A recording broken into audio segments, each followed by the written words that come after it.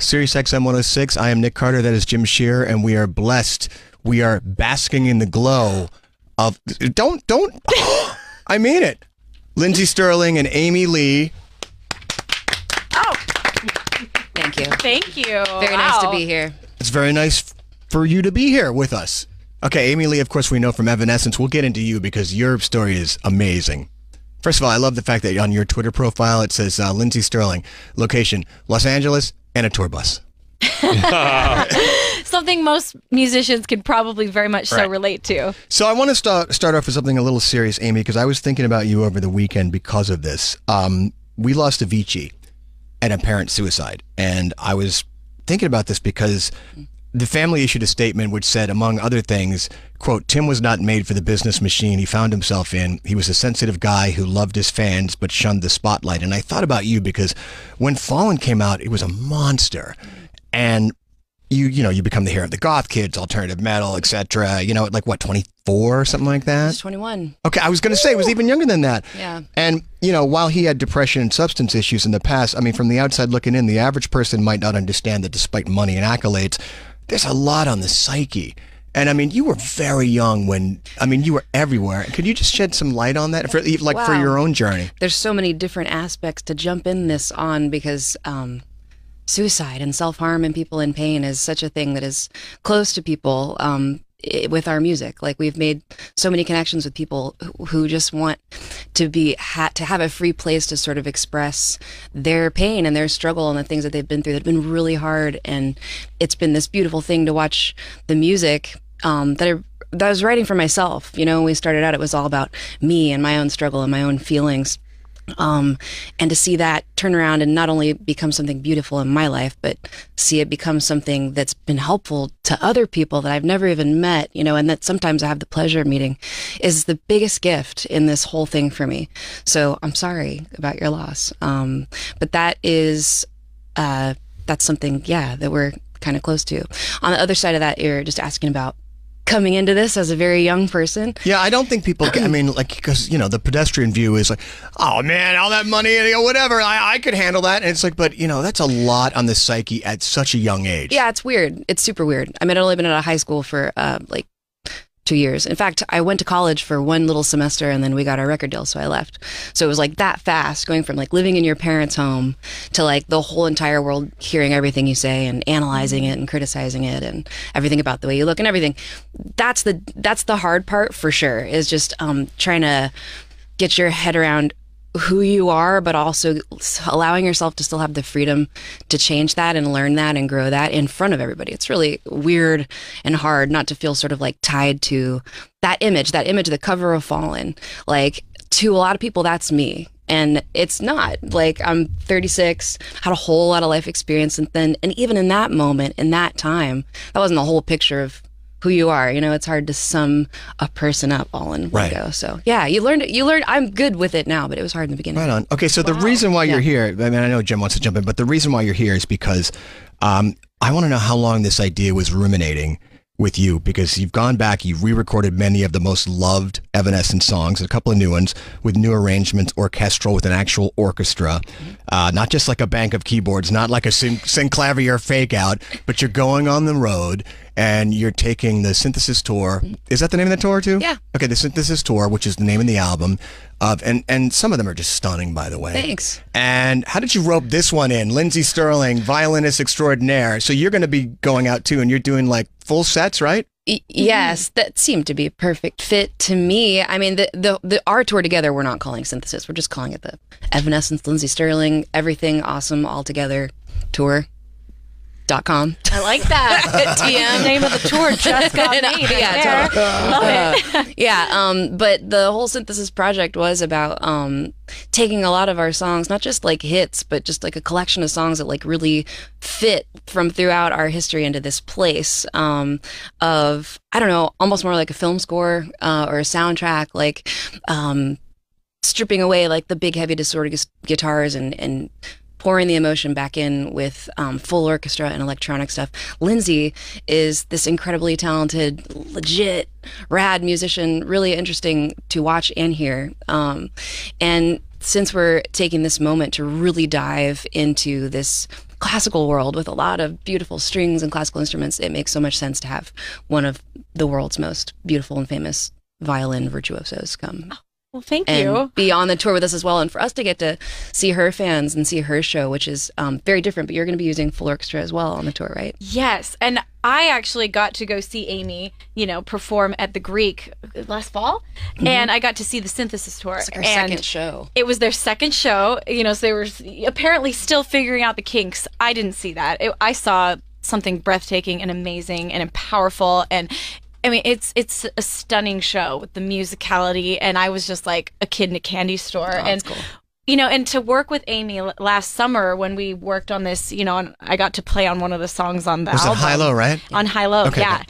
I mean, to say that's like a dream come true for me is such an understatement. I mean, I am always have been such a fan of Amy and Evanescence, and when that like opportunity kind of landed at my feet. I mean, I've written songs specifically with like Amy in mind before. Wow. Cool. Channeling like what because it really inspired me so much when that album came out. That's awesome. And I really feel like that's part of what's led part of my musical journey. And so this has felt very like organic to me. And it's kind of the idea of like The Secret. You put it out into the world and it's amazing what comes back to you. And to me, this is like a crazy testament to that. And I'm so excited to get to like share the stage with literally one of my idols. And so rad. It's going to be really cool. Well, if people don't know, so Lindsey Stirling, you're just a knockout, and you're like a beast on stage. I mean that in the best possible way. Thank you. But like, so you did America's Got Talent. Oh, yes. Sharon Osbourne and Piers Morgan were anything but friendly Brits to you. Right. They're rough on you. You go do your own thing. You become the high priestess of YouTube with like 1,100 bazillion views of Crystal House. Your dubstep, electric violin jam. This is heresy, you children, you go too far, dubstep. And so how did you end up here with, so again, you were a fan, but like, how did you guys actually hook up? Well, it started with the song. It started with High-Low. As we were making this album last year. Was it only last year? This has been such a crazy year. Can I just tell you, and again, that album is stunning because so much of what you've done, the Evanescence stuff, lends itself so easily to that. I mean, it translates perfectly into orchestrated. It was always part of the idea. And we've always used real strings. Like I love synthesizers, but I always choose the ones that sound very different from like the fakey string thing. But we've always had that thing. I wanted it to sort of be like a rock band plus like some kind of cinematic, I don't know, opus. So anyway, as we were doing this, which is an extreme version of that, 2 songs on the album are new. One of them is High-Low, and it's not really new. I've had it for like 10 years. It's finally getting its moment. It's such a cool thing. That whole bridge part that we did is new, but it's like a used car. It's new to us. Yeah. Well, it's perfect on this project because it's all about history and like then and now. And this song has been like a private favorite forever that never had its home, and now it's like, of course this is where you're finally going to fit. And what Lindsey brought to it was such a cool thing. I guess the collaboration just came about by reaching out and being like, hey, like, what do you think? Try shredding on this. And she like quickly roughed out shredding on this, and I was like, just do exactly that. I have no comment. Just go. And what inspired the tour? When you guys were in the studio together, did you think, wait a second, this would work nicely out on the road? We actually weren't in the studio together. I was in LA, Amy was in New York. So you hadn't met at that point?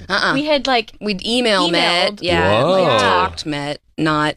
I had like sent her like this little demo I recorded at my house, and she's like, "Oh, cool, Done. do it." So I went to the studio, and and I have to say, to Amy's credit, she is one of the most. She's so generous with your praise. She. All right, you got the job. No, you got the job. But like that's rarer than you would think. Like I sent her the track, and immediately, like instead of me sitting there wondering like, does she like it or not? Like she's like, "Hey, I'm sitting in the studio right now, hearing your track for the first time. So good. It's so good." Yeah. And like what that means to any artist, like we're all little fragile, little humans, and so it was so and it's all just kind of come about very organically. The reaction from the fans when we worked together on this track was insane. They were all so excited, oh my gosh, like 2 of my favorites are working together, and then the conversation just kind of naturally went to like, wow, everybody's really excited about this. We should do this.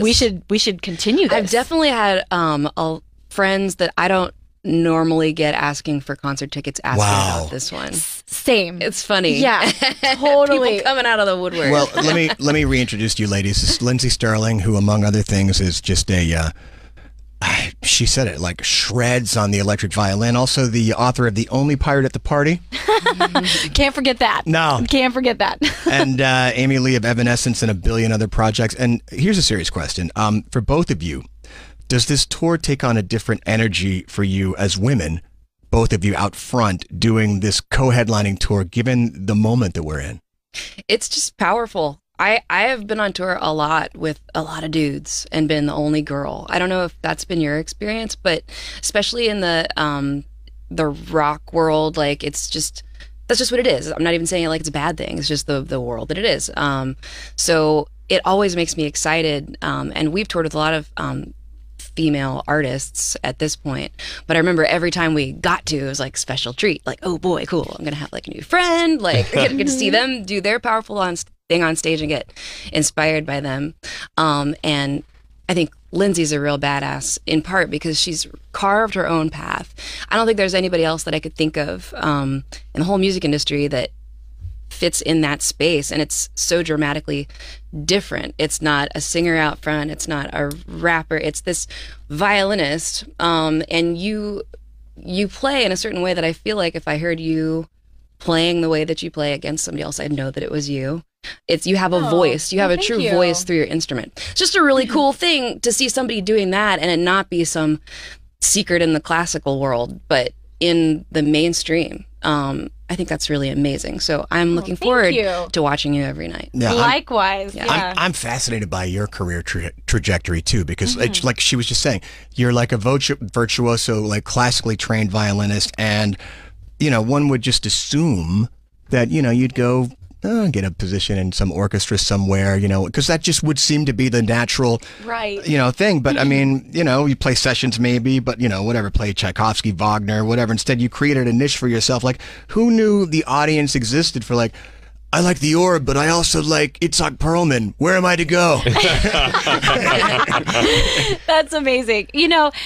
It's funny because when I first started my, career trying to make it as a musician, I was told so much that this is interesting, it's just too different. I was going to record labels and I was sending my DVDs out or like playing in front of people at showcases, and I just kept hearing over and over again, like, it's too different, like there's nothing like this out there. And they said it in such a negative way, and that to me was like, well, there's nothing like this out there. Isn't that a good thing? And then once I discovered like the land of YouTube, shareability is one of the most important things on the web. And what do people share?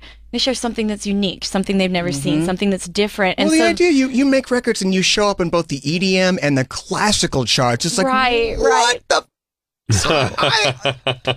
All right. Sure, why not, right? That's why it's so good. And I guess it taught me that, wow, the same reason people said I would never succeed is actually the very reason that I have. It's so different. And I think that's some message that both Amy and I share, is that, not only are we two women out there showing that, women have a space in this industry and have a voice, but also it's okay to like be who you are and be different, be unique. I had that same experience, by the way. Really? Exactly. Really? Yeah, because at the time it was the Bring Me to Life starts with a piano and a woman's voice.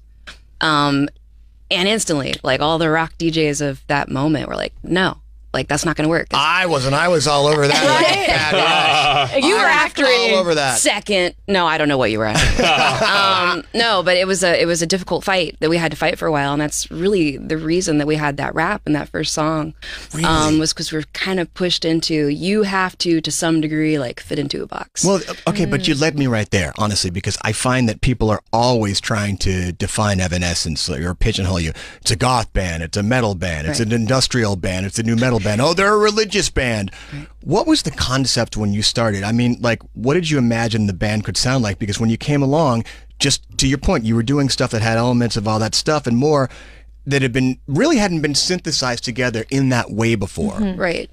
I just really honestly was trying to make a delicious cake of all my favorite things. Like, I didn't have some big rule about, I want to be this. I just wanted to be myself. And that's complex and layered.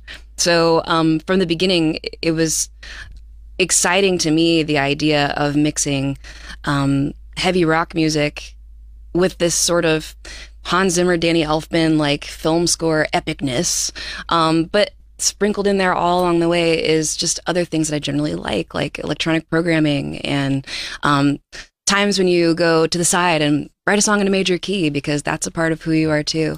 It's become more diverse to me as the band has gone along. Like, there's been even more freedom for me to grow within it, and that's why it's lasted so long for me, where I still want to do it, is because I see what it is, and I understand, like, Evanescence, and I know when I write something, I'm like, okay, this isn't for Evanescence at this point. But at the same time, I see so much freedom and ability inside the realm of what that is now, that I don't know. It still feels like a really free creative place. Mm-hmm. We are speaking with Amy Lee and Lindsey Stirling, heading out on the Synthesis tour. Mm-hmm.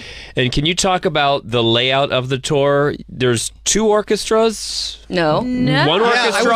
I was wondering if you're going to do an orchestra and you're both going to use them for the same set. Like, first of all, how big is the orchestra? Like, you have a harpist. They're like 32. Is it 32 pieces? It's a pretty big orchestra. I mean, I've never toured with an orchestra. All on the same bus? No, it's not like that. Kevin. No, it's per city. We have an orchestra that comes out and has learned the music and.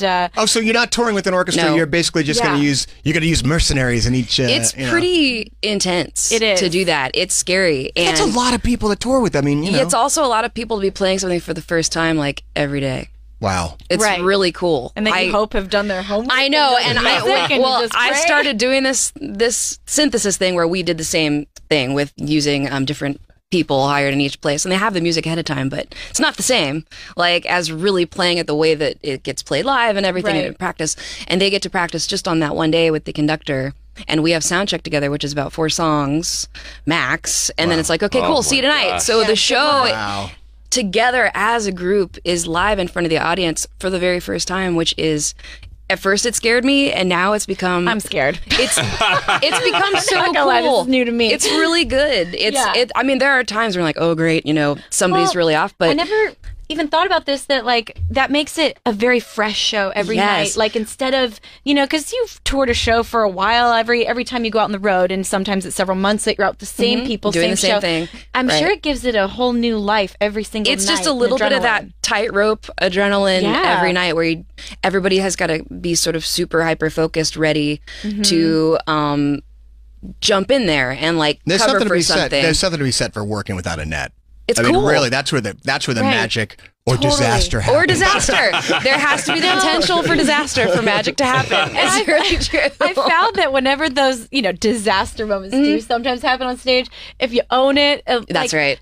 Audiences actually love it. They can see that it's real. They're like, wow, like, they're humanizing moments where you forget that it's not like me versus, like, and you're down there. It's like, we're all in this together. Yes. And this is a live experience. Absolutely. I know that you are a huge Bjork fan. Yeah. And she was a big inspiration of yours. Like, I find her fascinating because her transformation from the Sugar Cubes to debut, and then the transformation from debut to, like, whatever the hell she's doing now is like, what happened? I know.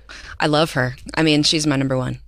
Because she's always changing and always just being true to herself, like, to an extreme degree. And she has one of the most beautiful voices ever. Speaking of which, one other thing I noticed too, I went back and I was listening to the Nightmare Before Christmas. Yeah, the remakes. And you did Sally's song. Yeah. And it was wonderful, but I've never understood really, and I love that movie and I love that soundtrack, but so many rock people have just gravitated to that. It's just really good music. I mean, Danny Elfman is a genius in a really cool way because he came from the rock world, first of all. He's like, yeah, Boingo, like Boingo was unbelievable. Yeah. They're unbelievable. Yeah. So he can do anything. I mean, like, he's the voice of the main character in The Night Before Christmas. So it's a beautiful musician fan thing, I think. Nightmare for a lot of people. Hey, are your hands insured? They should be. They're not. Is that a real thing? Do people insure their hands? Yes. Oh my gosh, I should insure my hands. Mine are. If Tina really? Yeah. Oh my goodness. I'm learning. I mean, my violins are insured, but gosh, my poor fingers. Hey, what would happen? Right. Come on. If Tina Turner insures her legs, you should insure your hands. Well, that makes sense. I can see that. You know, we got to get, do you know, do you have a Viper? We got to get you a Viper. I have played a Viper a time or two. The Viper, if you don't know, is an electric violin. My friend Bridget plays those. Electric violin, and it looks like a little tiny, like flying V guitar. Yeah. Oh, cool. Yeah, they're crazy. Like strapped to your body, so you can have like free hands if you want. You know, when you're not playing, it just like hangs out, and you're like, what? Look at that. Oh, that's neat. No hands. I love that. All right, we got to let you ladies go. This has been amazing, and I can't wait for the tour. I can't wait to see you guys together. This is it's such a perfect idea, and you're not kidding. She's great. I mean, she's like, this is a no-brainer to bring her in. Yeah, she's the best. Oh, thank you. I'm excited too. It'll be fun. Amy Lee and Lindsey Stirling. We can't thank you enough, but we can thank you in French. Merci.